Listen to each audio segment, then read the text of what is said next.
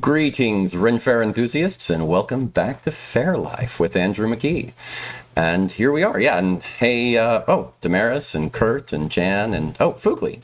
Way, well met. Nice to see you. Yeah, it is. Wow, it is Monday, December 2nd. So, yeah, we are now into the December section of the season, which of course is the lighter, easier section where not many fairs going on.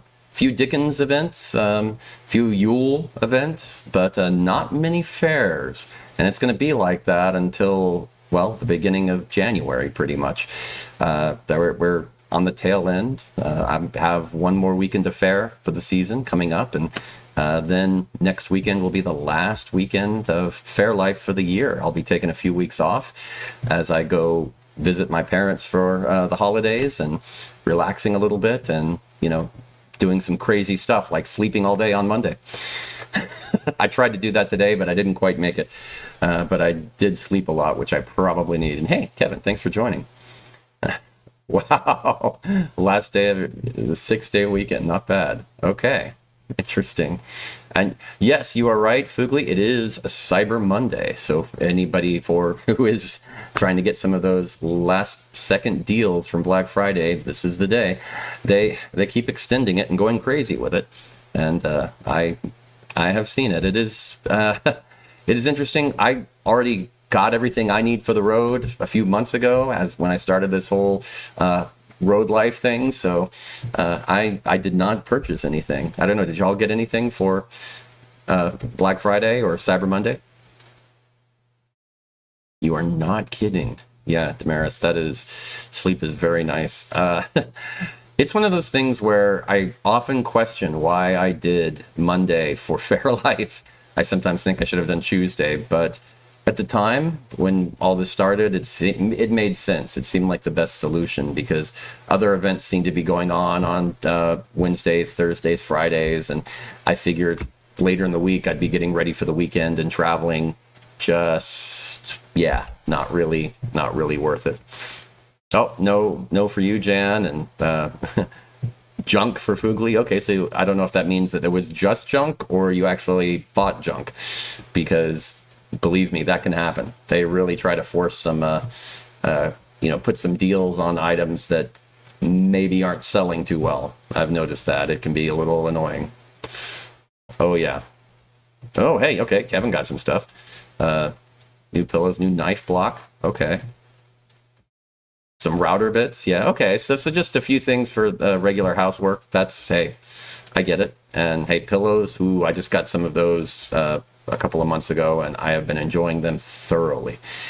It's one of those things where I think people tend to keep a mattress too long and keep a pillow too long, and I definitely did that. You don't realize what a difference it makes until you get that new one, and I totally understand.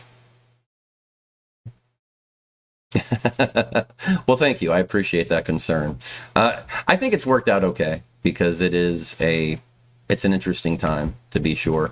And I really didn't want to compete with some of the musicians that were doing stuff too. And I wanted to give them that option to do it. And I figured I'm not doing as much musically on Fair Life, and I'm going to start trying to do more in the not too distant future, especially as I'm working on a new CD. And I'll talk about that in a little bit. But yeah, it is. There'll definitely be a lot more of that, about some of the new and interesting arrangements of songs I'm working on. I'm totally going to be using you to try out stuff, so I'm going to apologize about that now. Hopefully you'll like it. But it is an interesting time. I'm still doing the sound at the Louisiana Fair, and that has been an experience, trying to just help out the different groups and make sure everything's running smooth. And even had an inquiry about working another fair and doing the sound at that one. So I guess word is getting around that I can be relied on to do this. So that's kind of nice. We'll see. We'll see what that brings. I already do this at a couple of fairs during the year, and it may grow and be more. But it's tough because I don't want to just do that. I do this because I like playing music, and I don't want to give that up. Thank you, Jen. Yes, I do. Yeah, that's the other thing. Yeah, and that's the problem. You tend to. I mean, I think it's a normal human habit to just accept what you're given and roll with it, or in this case, sleep on it. But it can be stressful. Yeah, I mean, you just don't realize how much it affects you because it's just a gradual change over time, so slight that you get used to it, even if it's not that comfortable anymore. But yeah, I oh, hey, Drew. Hey. Well, it's okay. You just finished up the end of the Texas Renaissance Festival, so I'm sure you've been recovering. That's a long fair, so I totally understand. It is. Oh, you're probably getting ready for Dickens, I assume. I think you go to that one. Yeah, there you go. But yeah, that is it's an interesting one.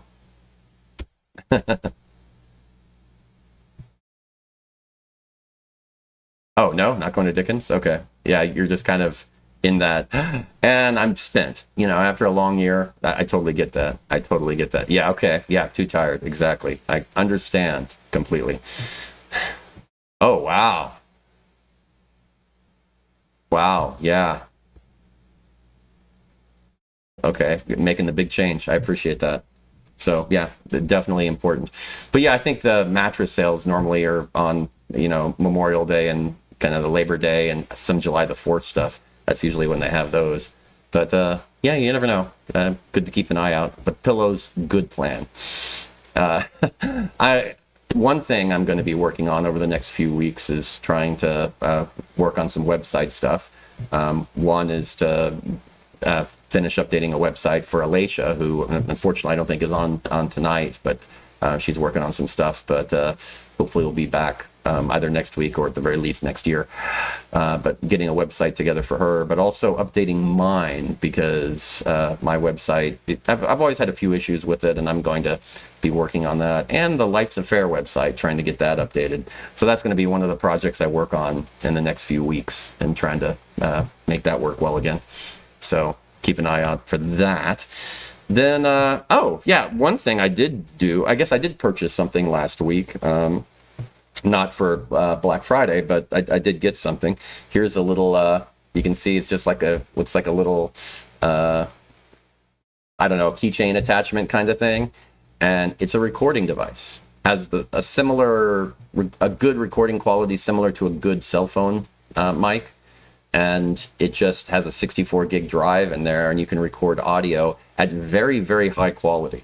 The same quality as, well, like CD quality, really. And it wasn't too expensive. And I didn't like having to take out my cell phone and go to the app and hit record when I wanted to record something I was messing around with at Faire. It took too long and it didn't look good. But just this, you just flip a switch and boom, it starts recording after about a 2-second pause. And it's great. And I tested it out this past weekend a little bit, and so far I think we're good. So I'm gonna mess with it more this coming up weekend. But it should allow recording some live stuff a lot easier. And I don't know if it's necessarily good enough for for sharing. I mean, maybe on Patreon, but in general, probably not for serious recording. But it's mainly just to record some of the ideas and some of the jam stuff that I work on, and some of the tunes that I come up with that are often forgotten and lost forever. And it's always bugged me. So I'm trying to do a better job with that.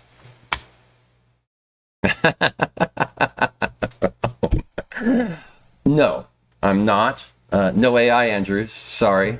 Uh, Definitely not going to do that. For those of you that don't know the reference, there have been some websites out there that have put an AI bot on their website that simulates being the person the website's about, or just some generic person that is trying to be cool or whatever, and it's all done by computer. I mean, it's not really the person. It just goes over, learns from their writings and their mannerisms and their dialogue and history and bio and all that, and simulates being them. It's really weird and eerie. I'm not crazy about it. Right. Yeah, you can do that. You can do that.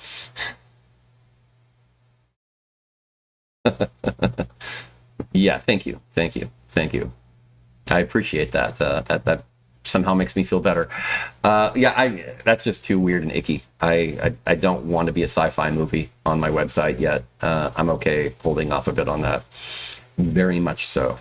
Now, what I am working on is working on starting to work on a new CD. Now, my old band mate and I, Mark Gunn, we did a Kickstarter recently, and we're putting together a Bard CD.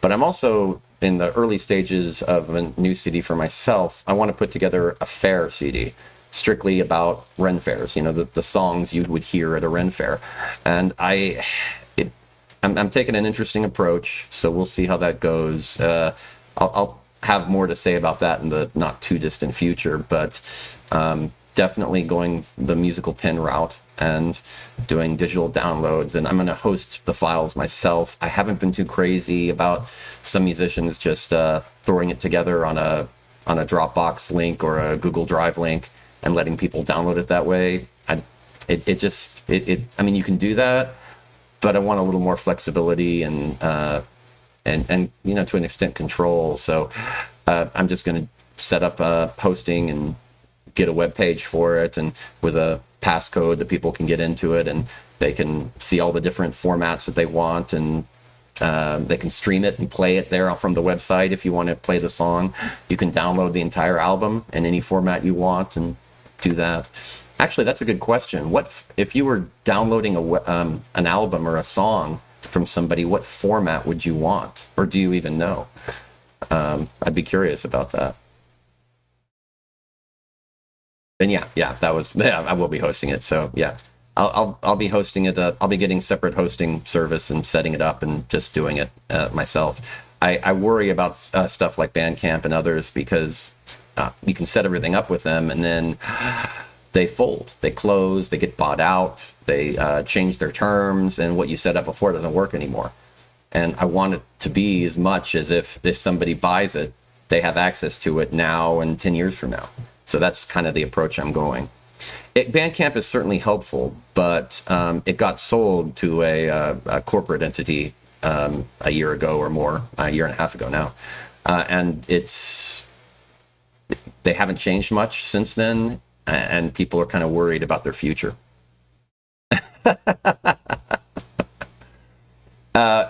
There will be some images that you can download too, and probably in JPEG, so okay, but not so much for music. So yeah, MP3s are the obvious one. Well, iPods, MP3s, I thought iPods would also support AAC files. So the standard Apple encoding AAC approach. For iTunes, would you always use those? I mean, MP3s, they would convert over normally to AAC files, but okay. But yeah, we'll certainly have MP3s. Oh, well, you'd be hosting someone else's music too. I don't know. I mean, that's certainly an option. I could work with some other musicians and do some of that. It's certainly a possibility.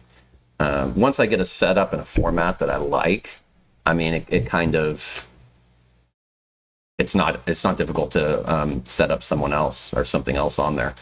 It's mainly just the first template. It's like R&D. The first one is very difficult and very expensive to put together. After that, it costs a penny. It's not much. It's really easy, but researching and figuring out what works takes a little time. But I'm going to keep it pretty simple. Because I don't want it to be too difficult to use. And it'll just be very basic web page, no cookies, no ads, nothing like that. Just very basic HTML, CSS, and probably we'll have to have some JavaScript for the password stuff. But yeah.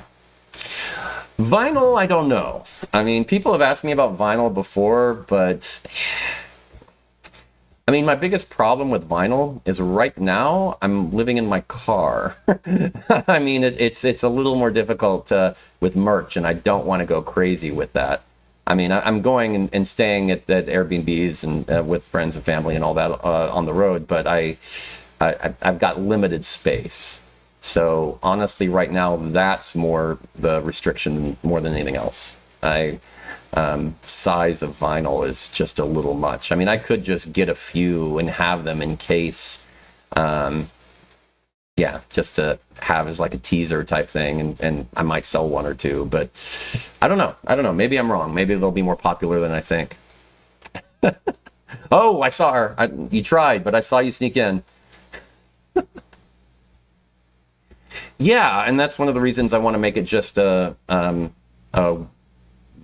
going to do is, well, like here's a pen, like from that my old bandmate and I, Mark Gunn, we used to do, and we've tested a lot of this out, these ideas. So I kind of had the idea of musical pens with a few people. We brainstormed several years ago, and then we started doing it. And the musical pens thing is worked out. But there's something about this size, maybe a little more flashy. This was a very basic one early on. And then, something like a card that around this size, a little larger than a business card that you'd put on and attach it. And then it would have a QR code on it that you could, that you could go straight to a website on a phone if you wanted and access it. I mean, I suppose I could try to get an app for it that you could set up, but I don't know if that's the way I want to go. It sounds like a lot of trouble, because if it was just Android, I think it would be pretty easy, but with iPhones and Android and having to have two separate apps, I don't know if it's worth it. I think I'd just probably set up a web page and do it that way, but you could access that on your phone and play it through the page on your phone. It wouldn't be hard. And you could download it to your phone from the page. Oh, and hey, Kathy, thanks for joining. Well, yeah, there's that. Yeah, that's the other. You're not wrong. You are not wrong. That's the other thing with that. It's not just space. I mean, I assume when I'm driving and it's climate controlled in the car to an extent, I'm okay, but I can't leave it in there. You're not wrong. So yeah.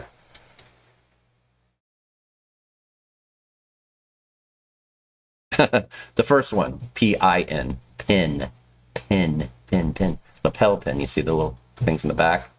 I don't know if you can see this very well, but yeah, kind of like that. Something like that, yeah.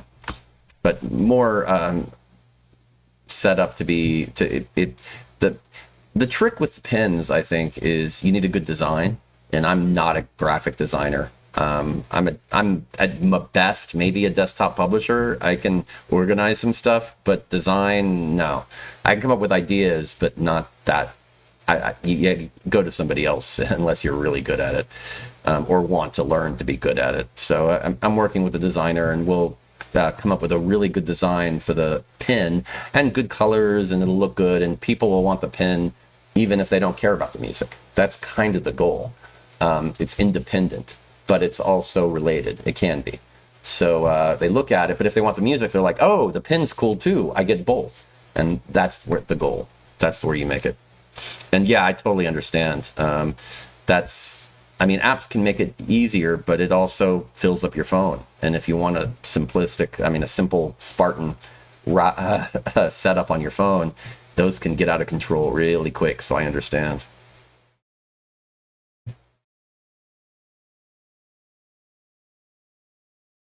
Okay, now I'm really confused. On the back? Which back are you referring to? They have these little pins that, clip on. Standard lapel pins that, yeah. Yeah.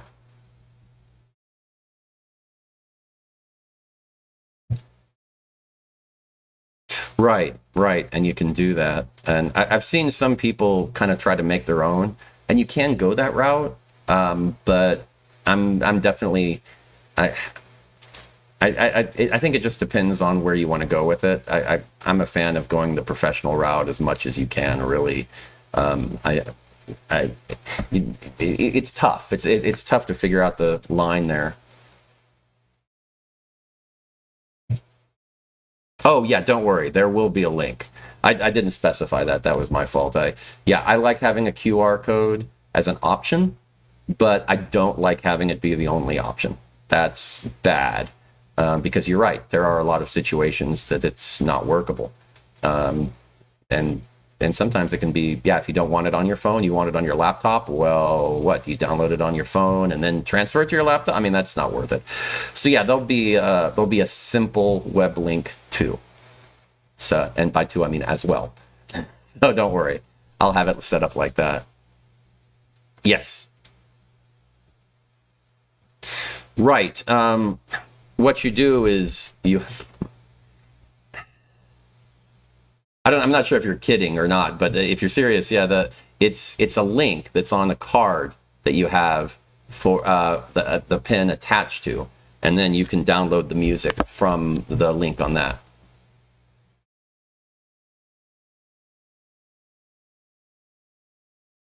Yeah, and I totally get that, Janine. That's really the thing. Um,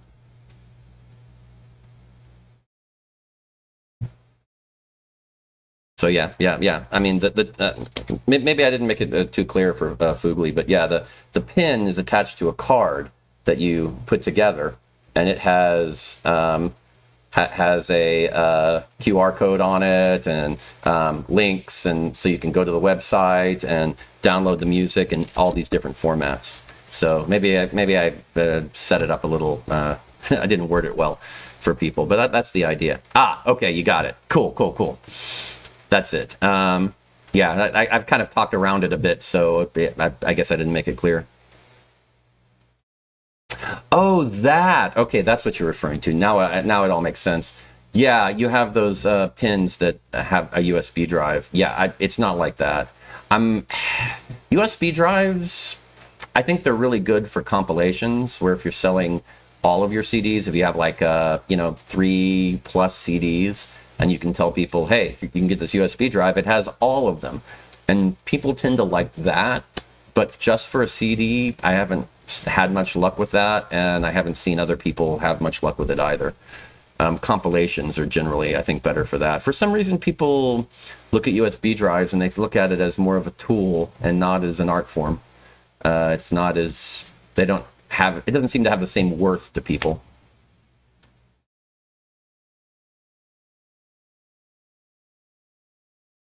I like that. That's funny. Yeah, I don't know. The pin having a drive. Yeah, I don't think I'd like that. I think that would be more trouble than it's worth.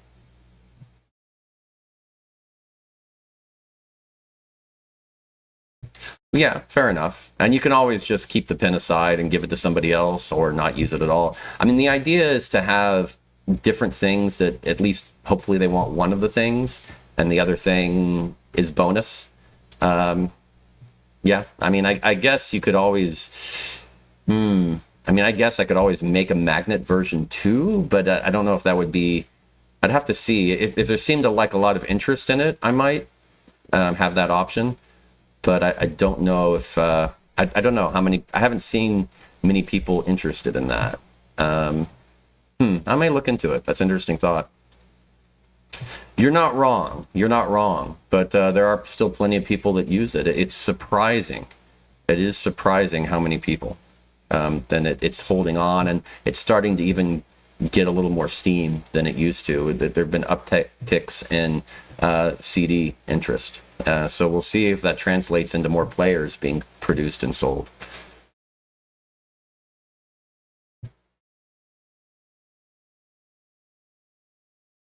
Yeah, that's another thing to another way to look at it. Yeah, and I totally get that. The ripping the CDs to MP3s and porting them to your phone. That's generally the way to do it. Um, hmm. Yeah, I should probably put some tutorials up as well on my website for how to do that effectively and get the best quality. Might be good. Yeah, I like that. Yeah, stickers. We've tried stickers at Dragon Con and Gen Con and other places. It's really, the problem is a lot of people give stickers away and they use it as a freebie. And there's that mentality with people that, they'll look at a sticker and say, oh, is this free? And then when you tell them no, I mean, it's a tough association to get past. I mean, I'm not saying it's not doable, but it's a problem that would have to be overcome. So that's why I've held off on stickers, partly because with the Brobdingnagian Bards, we gave stickers away a ton, and we kind of set the precedent. So we kind of shot ourselves in the foot that way. Yeah, a little bit. They're starting to come back a little bit for various reasons. Yeah, and that's they're not mainstream. They're still niche, to be sure. And I still think it's worth making CDs to sell simply because they don't take up too much room, and you'll still sell a few. Not as many as you used to, most definitely. I would put the number somewhere around 20%. So whatever you used to sell, expect to sell about 20% of that number, going back 6 or 7 years. Now it's more like about 20% of those numbers. But those are still sales. So exactly.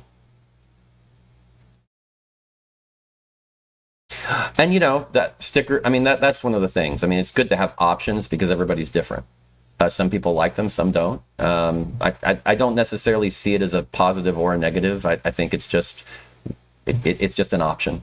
And I don't know, maybe having a card and then having a sticker with a QR. I don't know. If I was to do it, I would probably have a sticker that was there as well as part of the package, and try to set that up so you have a sticker and a pin, and maybe do it that way. Because I think having one or the other, like you said, it's different tastes, definitely. And you're right, there is certainly a long-term thing. Stickers tend to be a bit more temporary.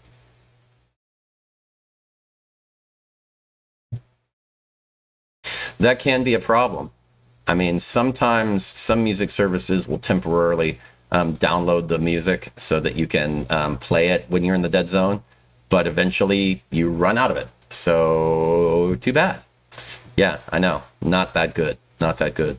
Oh, it's already 7:28. Man, we're talking up. This is a big topic. So yeah, but it gave me some great ideas though. 3D print card, kit card with a QR code. Yeah, okay. that is a route. Yeah, and certainly you could do something like that. I still, it's an option, and I think some musicians it might be a really good option. I think for me, partly because of the precedent I've already set with my old band and everything, it's kind of it would probably make more sense to just make it a part of the deal and put it in there with it. But let's go ahead and jump into the Faire map real quick because it's not going to take too long. There are many fairs, and I even was a little generous in what I constituted as a Ren fair, a medieval fair, because there's plenty they're just Christmas fairs. But there's a popular trend over the last couple of years to do Christmas fairs on a fair site. And while it doesn't have much to do with the Renaissance fair, other than maybe a few of the shops are the same, it's mainly focused on more modern Christmas or Yule themes. But because it's on a fair site and people who go to that fair might want to go again, I've kind of started to include those. Yeah, they can, and you certainly can put them on there for that. And you should. I mean, that's what I'm saying. For other musicians, I think I just kind of shot myself in the foot a little bit by giving away stickers for years with my old band, and a lot of the fans are going to expect that. So it's going to come across in some people's minds as that. I'm not saying I couldn't do it, but it would be more of an uphill battle. So I don't know if it'd be worth it. So yeah, let's jump into the Faire map here, and let's break out the. All right, yes, it is a red pointer. I guess going to be, maybe I should change some of the colors to Christmas colors or holiday colors on here, because we are getting that time of year. Maybe just do some snow that pops down. I don't know. I'll think about that. We'll see. But starting off, we have the Yuletide at the Pennsylvania Renaissance Fair in Mannheim, Pennsylvania, and this is the second out of 3 weekends. And then jumping down to Florida, we have the Orlando Renaissance Festival. Now, this has been going on for, what is this, I think the 8th year or 9th year of that. But this is in Orlando, Florida, and it's 2 weekends. This is the first of the 2. And yeah, and they've been going for a little while, doing the Faire in Florida in December, which it's far enough south, they can get away with it. So good for them. Then jumping up to Ohio, this is at the Ohio Renaissance Fair site. They have the Yuletide Village Season of Lights, and this has been going on since 2020, and in Waynesville, Ohio, and this is the second out of 4 weekends. They do it for 4 weekends long, so that's turning into a bit of a major event. But like I said, they've been going on for a few years. Going down to the Louisiana Fair, where I will be at for the last weekend in Hammond, Louisiana. This is the 6th weekend out of 6, and the theme is fireworks finale, because the last weekend of both Saturday and Sunday, they do fireworks over the lake after the fair lets out. So the fair stays open a little later when it starts to get dark, and then fireworks for a while. And they do a really good fireworks display. They do not go stingy with that. It's actually pretty good if you like fireworks. Then jumping over to Texas, we have the Yule Viking Festival in Gladewater, Texas. Now, this is the 2nd year for it. It started last year, and it's the first out of 3 weekends. This is December 6th to the 22nd. And yeah, I'm one of the performers that was at Louisiana for most of the run, is going over and doing that for the 3 weekends, Adamo Ignis. So it popped up on my radar, and yeah, has a pretty good rep so far, so I'll keep an eye on that. Jumping down to New Braunfels, we have the New Braunfels Renaissance Fair, and again, it's its 2nd year. It started last year, and it's only 2 weekends, so the first of 2 weekends in New Braunfels, Texas. Then jumping over to California, do you notice that most of them are as far south as you can get? Yeah, it is getting to be a little chilly here and there. You have the Yuletide Medieval Festival in Lakeside, California. This is its 1st year, and it is the first out of 2 weekends. So yeah, they're going down, and hopefully they're far enough south so it's not too cool. I think that's true. I mean, it's a little chilly, but it's not too bad. Where up north, there's a chance you might get some snow or something like that. Way down south, not too bad. So yeah, we shall see. Hey. So yeah, you'll be in Hammond. Excellent. That is always fun.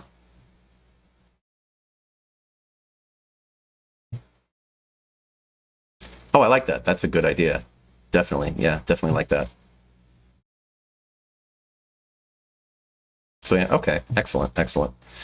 Well, now I'm kind of like, it's gone so long, I don't know if I should even do the 7 reasons, but, well, I'll go ahead and jump in since we did talk about it, because I wanted to do 7 reasons that CDs still have a place. And we just talked about that. So some of these we've already gone over, honestly. It's kind of funny, but here you go. Reason number 7 that CDs still have a place. And start off with better sound quality. Now, it is a... technically, Apple, for instance, Apple Music has a lossless music feature, which should be pretty close to the same as CD quality, if not better. But you never know what kind of transformative measures went into encoding that to... I mean, is it bit for bit the same as the CD? Has it been remastered? You never know. So, yeah, it's... With the CD, you know what you're getting. You're definitely getting CD quality. And a lot of the streaming services, they are compressed. So you definitely know that you're getting generally better sound quality that you can rely on. Number 6, music ownership. Because what happens when you have a subscription service, and what happens if the company folds? Or there's a licensing dispute and they pull the song and you no longer have access to it after spending all that money for however many years. I mean, it's nice to actually own your songs as opposed to renting them. And that's what the difference is that they don't tend to advertise. Number 5. DRM limits. Now, if you don't know what DRM is, that's fine. It's digital rights management. And what it essentially means is it's limits put on the file itself, so that maybe it can only play in a certain player, or it can only play in a certain computer, or for a certain length of time. I mean, there's a lot of weird things that they put on there. Sometimes there are ways to get around them, but often not. And at the very least, it's a headache to try. So it's essentially limits on ownership is how I would phrase it. And I've never liked that when you buy something. Yes, and I'm coming to that. We're just channeling each other right now. It's great. So yeah, number 4, CDs can be cheaper. Now, there's a reason all of those companies have switched over to subscription services, because they will get more money from you than if they just sell you something. That's why. And they've learned that from a lot of different examples, whether it's Blizzard with World of Warcraft, or or Netflix, or whatever. They learned that these companies are making a lot more money, and on a monthly basis, than they would if they just sold you something. So yeah, I mean, in the long run, it's actually it's different, but it tends to be a bit cheaper.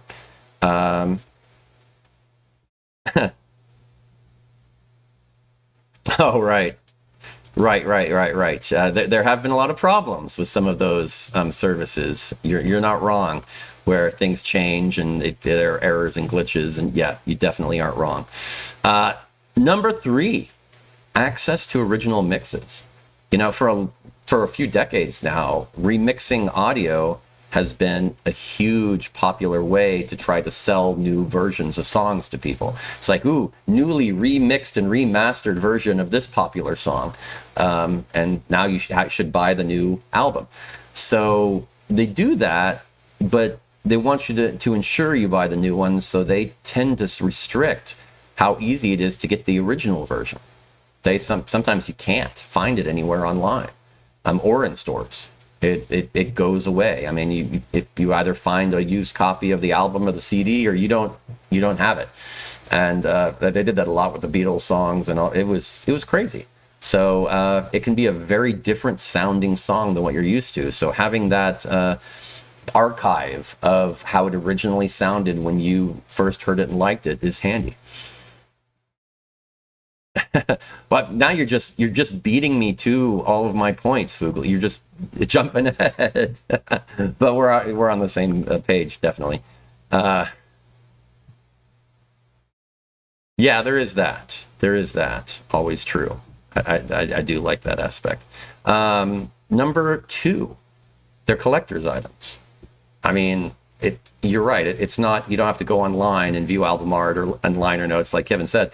It's more, you kind of have this special, it's not just the music. You tend to have extras on CDs. They've been doing that a lot lately. Taylor Swift has been doing some of that, where some bonus tracks on the CDs that are not available online. And it's caused some of the Gen Z people to really start buying CDs a lot more. So it has become more of a thing, and we'll see if that trend continues. So yeah, I mean, and the liner notes and the all the lyrics and all those extras are really handy. So yeah, definitely. And number 1, this is the most important, my personal favorite. This is a big one. Artists make more money. I might be biased, but really, Spotify doesn't really give us anything, and it's, if you really want to support the artist, buy the CD. That's the general rule. They will make a much larger percentage, even if they're a signed group with a big label. They will make more money from the CD than they would from streaming, always. So yeah, no matter who the musician, buy the CD to support them. So there you go, 7 reasons right there. Woohoo! So yes. Well, it's already 7:40, so we'll kind of call it there. But that's the gist of what's been going on. Next Monday will be the last episode for the year. So no pressure. I'm gonna put a little extra into it, and hopefully we'll have a lot to talk about what's coming up, and maybe I can give you a few previews about what I'm going to do with the CD, and we can talk a little bit more about that. But thanks for the input. I'm definitely making some notes on some of the ideas, and we'll be looking at that. So Excellent. So thanks again, and have a good week, good weekend. Enjoy Cyber Monday and get those last purchases in if you need to. And I'll see you next week with more updates and a little more about what it's like to have a fair life. Take care.